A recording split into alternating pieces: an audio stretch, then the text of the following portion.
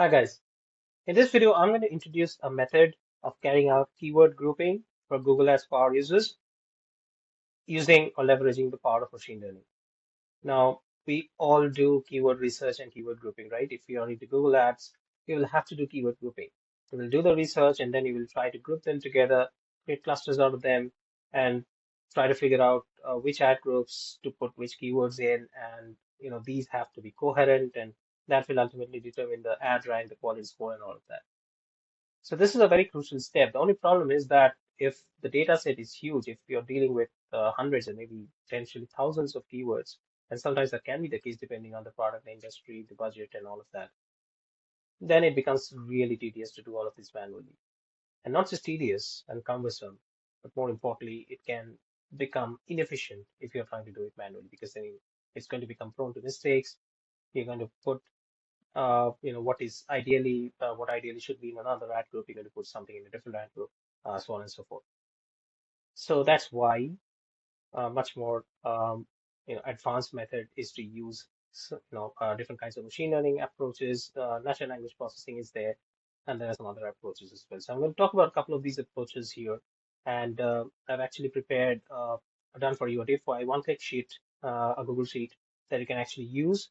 You can just click on it once, and it will give you the outcome of the keyword grouping. So it's called keyword matching, and it's using something called fuzzy matching, as you can see here. So I'll just show you in a second how it actually works. So all you have to do is open the sheet and dump your keywords here, which is going to be in the column called actual keywords, and then there's going to be another column called seed keywords. So let me take a step back and actually explain what's going on. So seed keywords is basically the topics, the topic clusters to which you want to assign each of the actual keywords. So the actual keywords will be the ones you're researching, right? So you may have taken them from Google Keywords Planner, or maybe you have taken it from SEMrush or whatever source you have. And then you obviously have some topics in mind, right? So you can start with an initial set of uh, actual topic clusters. This method does not give you the topic segregation. You will have to start with some, but it's a very useful method because what it will do is it will match each of the keywords to the most relevant or the best matching seed keyword or the best matching topic cluster. And it's also going to give you a match score. And this match score is based on a scientific method. Okay, we'll come to that in a moment, and we'll see the basic of the concept behind the algorithm and the way this matching is being done. So that being said, I'll just show you how it works. It's very simple one. This will be the output, but I'll delete it now and I'll just show you live from scratch. So the sheet will be here. You'll just have to click on this button. You have to click on start matching, and then it's just going to do its work in the back end. As you can see, it's fetching each of these keywords, and then it is trying to find out which is the best best seed keyword for that particular keyword, and it's also going to give you the match score. So what does it mean? It means that suppose this keyword here, export trade financing, the best seed keyword for it is export financing, right? And the match score is 73 out of 100. On the other hand, if you look at a low match, so this gives you an idea of what keyword to put in what ad group. All right. So suppose you have these ad groups, the seed keyword ad groups. You know that which particular seed keyword it is best matching with. Okay, and by what percentage? If you think that the percentage is not good enough, so this is basically an iterative process. So you then understand that okay, if the seed keyword is not good enough or the match score is not good enough, then you can actually rethink of some other seed keywords or topic clusters, right? And then redo the process and then see how the match score comes out to be. So that's why I said that this is an initial set. This is a tentative initial set of ad groups or topic clusters that you can create seed keywords. You can keep adding more depending on the match score. Okay, I hope that makes sense. You can update them and then you can run this model again, run this script at the back end of the Google Sheet, and then you will see just by click on this button, and then you'll see that there's a new output that's being generated. And you can keep doing this till you're satisfied. Because the whole point, like I said, is to have very coherent, coherently themed, uh, very systematically organized account structure, in terms of Google Ads, in terms of ad groups and keywords. So this is the whole idea behind it, but this is just one method, okay? And this is called fuzzy matching. Like I said, there's an app script that's working in the back end, and that is using some mathematical concept, and that mathematical concept is basically calculating the distance uh, between keywords. And this distance, of course, is a mathematical thing, right? It's a calculation of distance. Now, distance in the context of machine learning is very important. There are so many ways to do it. There are multiple ways of calculating distance. There is the cosine distance and the many other kinds of distance. The one that has been used here is called the Levenshtein distance. It's again very commonly used. So I'm opening this website here, which is very famous among developers and also it's called Peaceful Gigs. So you'll see that there's a definition here, and you see that it says that it's a measure of similarity between two strings. Strings is just text, which takes into account the number of insertion, deletion, and substitution operations needed to transform one string into another. Okay, so for instance, if you want to check, how many operations it's going to take to transform kitten to sitting, so how many operations you need? You substituted k for s, then you substitute I, okay, and then you insert g here. So it took 3 operations to do this. So the Levenshtein distance will be 3. Okay, so that's a simple example, as you can see, and that's pretty much it, right? So, but yeah, the thing is that this is not exactly based on a simple formula. It's mathematical, but it's more algorithmic. Okay, so the mathematics is something that has to be done algorithmically, which is why you need any kind of language. So either you need, Java, Python, whatever language you're using. So this is of course AppScript that's happening in the backend. This is Levenshtein formula that is working. Levenstein's distance rather that is working in the backend. But there's more to fuzzy matching than that.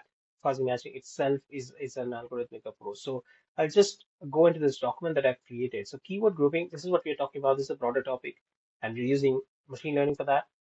And first of all, I've just given a quick rundown of how you can use this sheet. It's very easy. Just a few clicks will get done.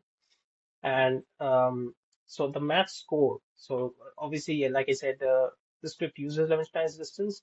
But the math score that was being calculated, that actually is being calculated on the basis of the maximum length of strings minus the Levenshtein distance divided by the maximum length of strings. Okay, again, string is the text, so the maximum length is simply the length, the number of words, number of letters that are there in that piece of string.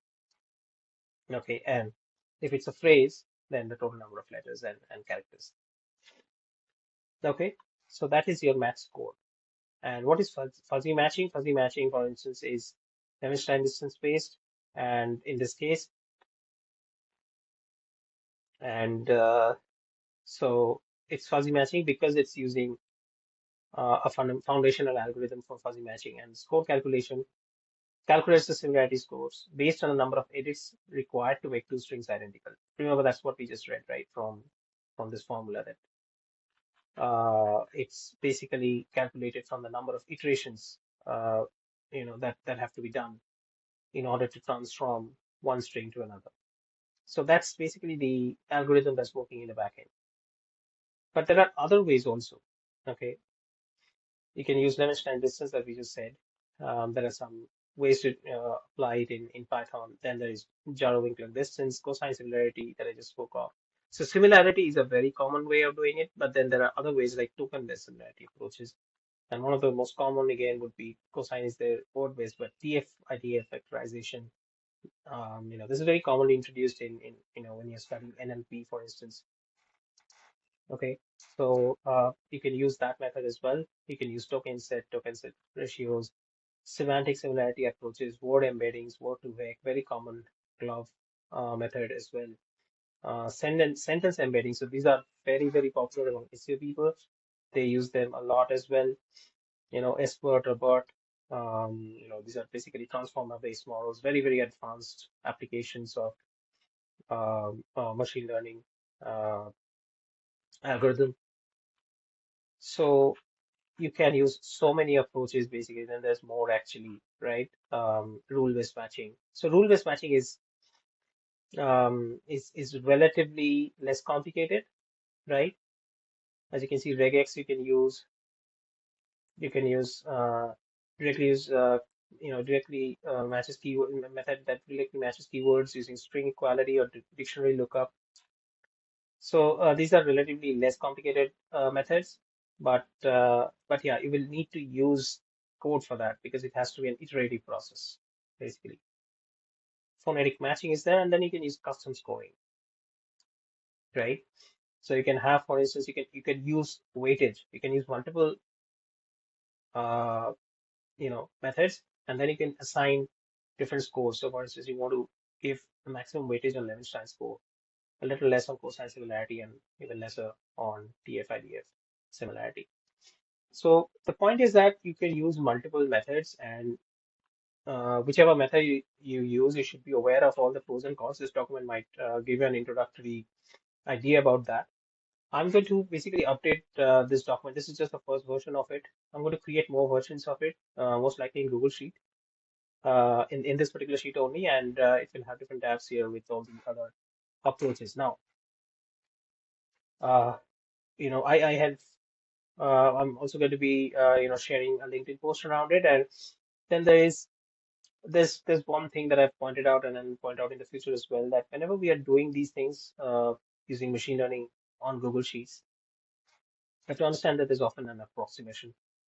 And this has to be understood, like what I mean actually by approximation. What I really mean is that you cannot do everything within Google Sheets entirely, when you're talking about machine learning models, because machine learning models tend to have a very complex iterative process.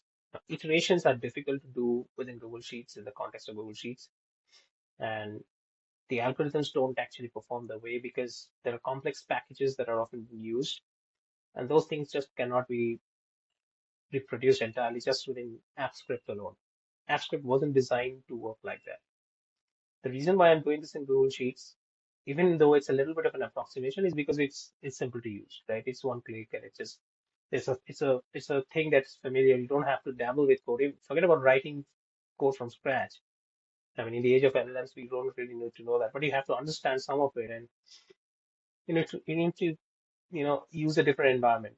Okay, so for instance, if I were to use Python, for instance, to run this particular fuzzy matching uh, thing, to carry out keyword matching using the ML approach of fuzzy matching, you will have to use Python. And for running Python, you will have to use some sort of environment for that, either a Jupyter Notebook or a Google Colab environment.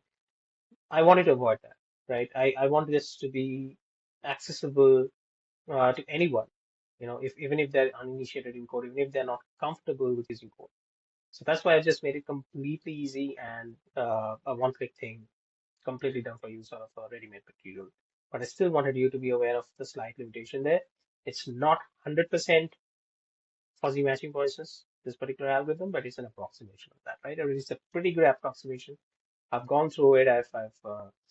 I know what are the limitations, but I also know what are the strengths of this process. And so, yeah, it's still very much doable. But if you want the better version, you can let me know. I'm going to be working on that as well, but it's going to be made in the form of either a standalone app or simply the code will be available. You can, if you're willing to put that effort, extra time and all, it's definitely worth it. Then you can use Python environment to run that. Okay, so just let me know if you're interested in having that. But yeah, I'm going to be working on this sheet. I'm going to be updating it with the other algorithms that I showed here. Some of them, not all of them. And then you can actually see which one is best, or you can use the custom scoring that I just spoke at the end, right? Which is going to be a combination of different approaches, and you just assign different weightages to different approaches. Okay, what weightage to approach assigned to each approach is going to be something of a it's completely different discussion, also a separate discussion altogether, because there are pros and cons of each method, and each method at different stages of this entire process will have its own strengths and weaknesses as well. So that will determine what weightage you should be assigning. And it also depends on the kind of project that you're running. So that's a more complex discussion, but I think this gives you sort of a foundational understanding of what we are trying to do here and why it is required really in the first place. And you understand this is a very small data set, right? This is just a dummy sort of a data set. Took it out somewhere from the internet and just used it. The whole point of doing this is because they're going to be much larger data sets, right? Complex data sets where this cannot be done manually. It just wouldn't make sense, right? So yeah, if you have questions, let me know. And yeah, I'll keep making videos like this. So do subscribe to my channel if you want to ensure that you don't miss out on any such amazing content. And I'll see you in the next one. Thanks for watching.